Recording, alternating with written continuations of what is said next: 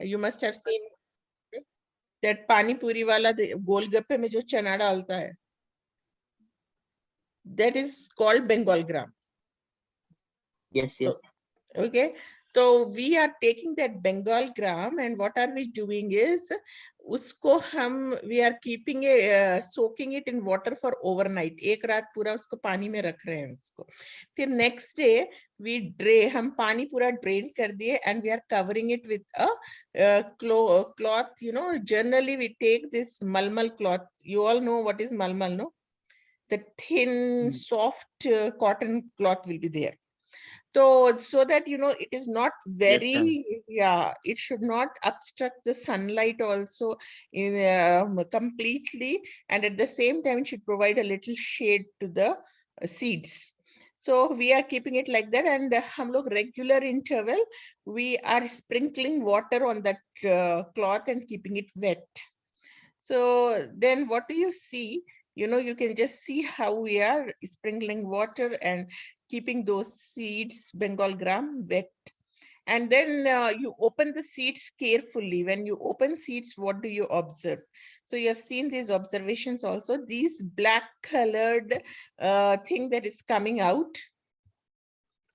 Oh my God, that is, now you can see that black thread-like structures that you can see in that is coming out of the seed.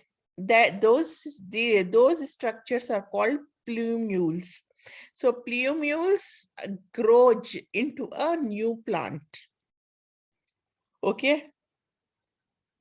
And seed, when you are planting a seed, where will you plant the seeds now? Can you see this plumule, everybody?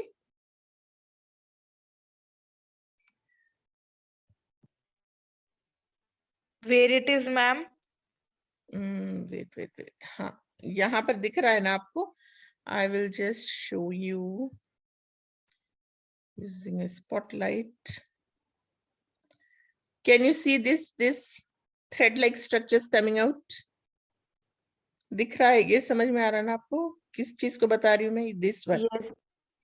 पतले चीज, हाँ, yes, yes. Yeah, ये thread, ये पूरा thread के जैसा जो आ रहा है ना बाहर, ये plumule है. So as you know that seeds, when you are planting a tree, where will you put the seeds? Seeds कहाँ पर डालते हैं आप लोग? अगर कोई झाड़ उठाना हो तो? मिट्टी में. Under the soil, isn't it? तो हम लोग देखें कि soil के अंदर what is geotropic, अंदर से पहले क्या develop होने वाला है? Which part of the plant रहेगा soil के अंदर?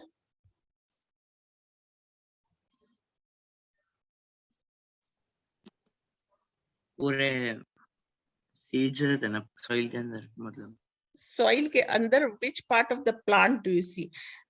How many parts? What are the different parts of the plant? Plant का क्या-क्या parts हैं? First of all, roots, then stem, then leaves, flowers. हाँ. So soil के अंदर जो part रहता है वो क्या रहता है? कौन सा रहता है? Stem रहता है कि leaves और roots क्या रहते हैं अंदर? Roots are inside, isn't it? Roots रहते. So yeah, so these plumules are actually developing into roots just strongly, and we have even talked about geotropism, phototropism.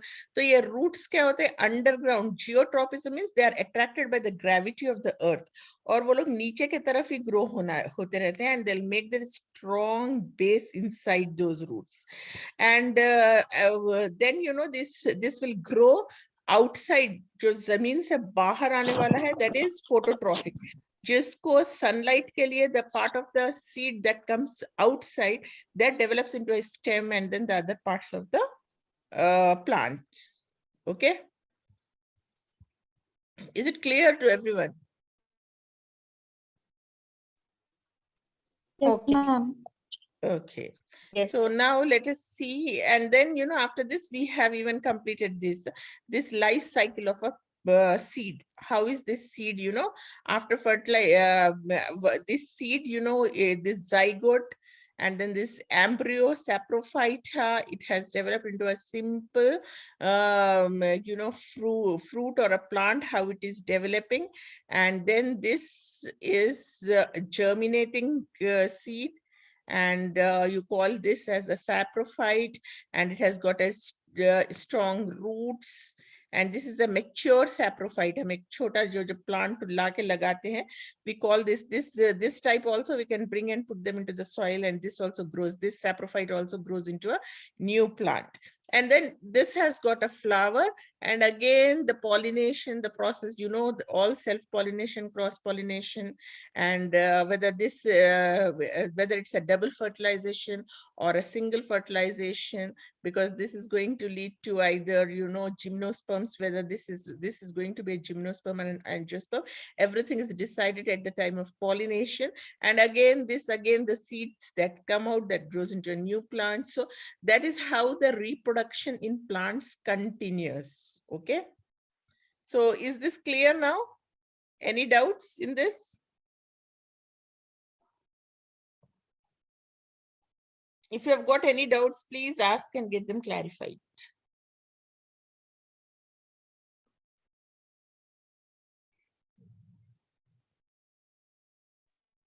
Ma'am, Yes. what do you mean by embryo? Embryo. Just ye jo baby plant, we have seen that male and female gametes, okay, they have fused together to form a zygote. पहले stage में zygote form होगा. And even I told you कि meiosis is a reduction division and mitosis is a multiplication division. तो यहाँ पर क्या हो रहा है? Two cells fuse होके male gamete, that is sperm and then egg or ova. ये दो फ्यूज होके जाइगोट फॉर्म हो रहा है after fertilization. They fertilizes and forms zygote. You can see zygote. Can you all see zygote in this on the screen? Yes, ma'am. Which one is it, ma'am? This is this one. Can you see now? I'm showing you with this. Yeah. This is zygote. Okay, तो ये Yes. zygote क्या होगा? फिर Okay. it further develops the second stage, और ये थोड़ा develop होके जो आएगा inside, इसको हम embryo बोलेंगे. Embryo or saprophyta.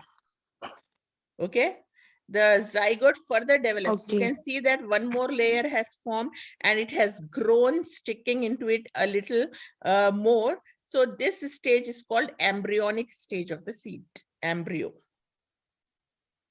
Right? The zygote's next stage is known as embryo, right? The next developmental stage of the zygote is embryonic stage. Embryonic stage you can call embryo, you can call or saprophyta. So anything that's asked in the exam, so don't get confused. What is embryonic stage? They may ask, write about the embryo or write about saprophyta. They all are one and the same. Okay. Okay, got it, ma'am. Right. Yeah. And Ashaz, is it clear for you? Because you raised the question.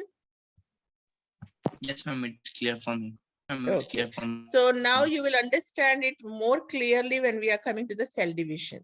And what are cell divisions and what is its contribution in the life? So Robert Remak was a German scientist. In 1852, he published his observations of the cell divisions. As we're talking about, mitotic and meiosis divisions, this was Robert Remak who first observed it. And he stated that binary fission of the cell was the means of reproduction of animal cells. In animal cells, we see the binary fission. What do you mean by binary? And here it is FISSION is fission, and you see FUSSION is fusion. So what is the difference between fusion and fission? They both are opposite. Can anyone tell me the difference between fusion and fission? I heard about fusion little. Okay, what is fusion? It happens inside our body, I think. Some with zygote and some other named cell fusion happens inside our body, I think, right? Yeah, fusion is, you have seen that male and female gamete, sex cells generally they fuses. Okay, they join together. In Okay. fusion, they are joining together to form a zygote. In fission, they are getting away from each other, right? Very good, very good. Fission is just opposite of it. You understood it so well. So in fission, what is happening? They are separating from each other. So binary fission is one from one body of an organism. We have seen it in Paramecium and most of the primitive organisms. Uska body only we have seen So, fragmentation ma'am, and all. Yes. Yes, tell me. by binary, you mean either the male or the female, either one of them, right? You mean from binary? Yes, anyone from the parent body.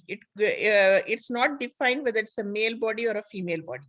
They just call it a parent body. Yeah. That parent body divide into two equal parts, and one will be the parent and other becomes the daughter. Okay. So body Other is, becomes daughter. yeah, one It's will sure be that it is going to be daughter. daughter. That is what I'm saying. There you don't have son or daughters.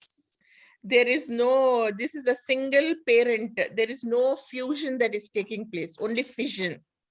The same body is dividing into two parts and growing into a new body. Like Paramecium, you see, and even Spirogyra, we have seen how fragmentation takes place. But ma'am, it's not possible in human beings, right, to give birth to a new body with only That is one, not. with But only one. some parts of our body, do you know, inside our body there are some parts, organs that can grow into a new one. Like if you see liver, most of the people you have seen, if their liver gets damaged, that damaged part of the liver is removed and a small part is left. If it is small, like a finger like projection also, that again grows into a new liver. Liver is the only organ that can regenerate in our body. So similarly, you know, these nowadays, if anybody has got the problem, say their relatives can also donate a part of liver, which can be attached to the body of their parent or somebody to whom they are donating, and that grows into a new liver, a new organ. So in human being, liver is one that shows this fission and producing into a new organ. Otherwise, fusion. In human beings, it's mostly fusion that takes place in reproduction.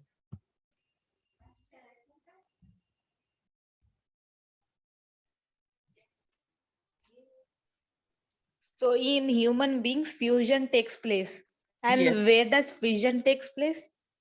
Fission in animals like Paramecium, Spirogyra, primitive organisms.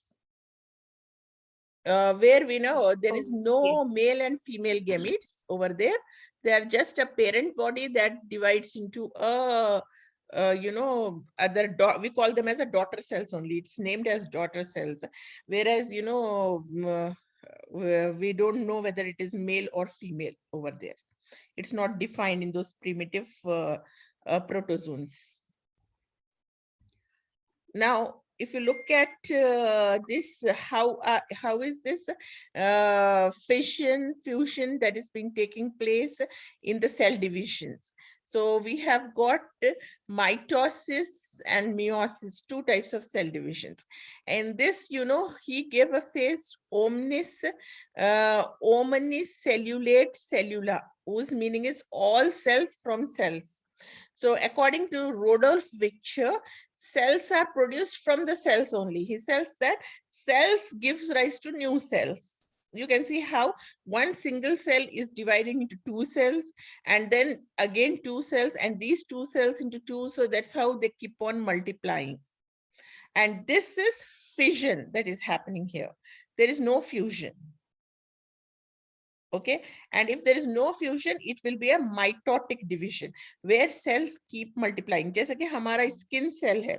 At night, you know, we just say that before you sleep, why it is made, it's in hadith also, in every religion also, we talk about maintaining hygiene and keeping your bed clean. You must clean your bed before sleeping. Because when you're sleeping in the night, your dead cells from your skin falls on the bed, and that is not good for health. So that has to be discarded, that has to be clean, and we have to at least in 2 or 3 days we have to keep changing our bed covers, our clothes. So every day we should take bath and change them. Why is this all? Because these dead cells, if they are there along with us, it may produce it may be the main cause of many diseases. So hygiene is one of the many very, very important aspect of one's life to remain healthy. Okay, so this is so our cells, which division is happening? There is mitotic division. Every time new cells cells inside our body keeps on dividing all the time, and dead cells are removed from the body and new cells keeps on getting generated. So this is what all cells from cells.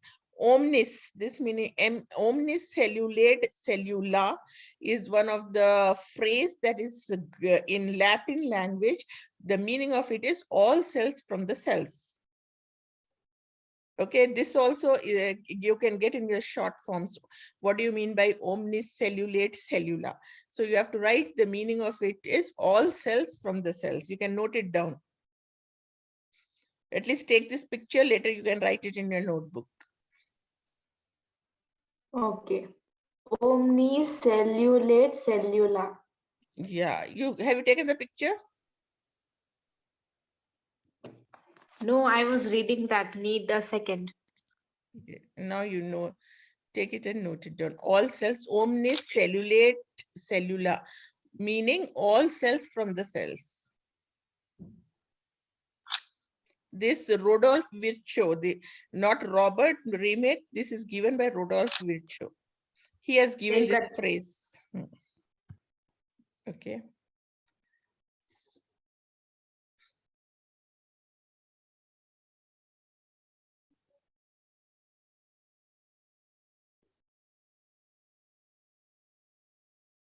And then there was another scientist in 1879 by name Walter Fleming. So Fleming reported that there were string-like structures in the nucleus which splits longitudinally during cell division. So his observation was Fleming's nucleus inside the cell there is a nucleus, और nucleus के अंदर there is कुछ thread-like structures है जो that is dividing equally. उसमें कुछ है जो के there is something that looks similar, you know, the parent cell and the daughter cell में इतना जो resemblance है वो किस वजह से है? Because of these thread-like structures. Like if you say that a dog gives birth to a puppy only, you will not find a kitten by a dog. Okay, so how is it happening? This similarity of the animal that looks same like a parent is because of these thread-like structures. So this Walter Fleming has observed this and he has proved his theory during the by all these activities. You can just see this. He has observed this के division कैसे हो रहा है, ये thread like ये nucleus के अंदर जो thread like structures है वो structures they are dividing longitudinally and equally. You can see how good the division is so equal, you know. The nucleic material is equally getting divided into 2 cells. And this thread-like structure has to do something very important. He observed that. Then after a long period of time, Wilhelm Rox, he proposed, he said that these thread-like structures are called chromosomes. and they are responsible for the hereditary characteristics of a human being. What Fleming has observed by Fleming was ensured. Fleming has told already कि ये thread-like structure ही responsible है, जिसमें parent जैसा ही the daughter and the parent are same. That is one species will give rise to the same species. It will not, they will not give rise to some other species. And this is because of this thread-like structure. ये thread-like structure को क्या बोलते हैं? It is called as chromosomes.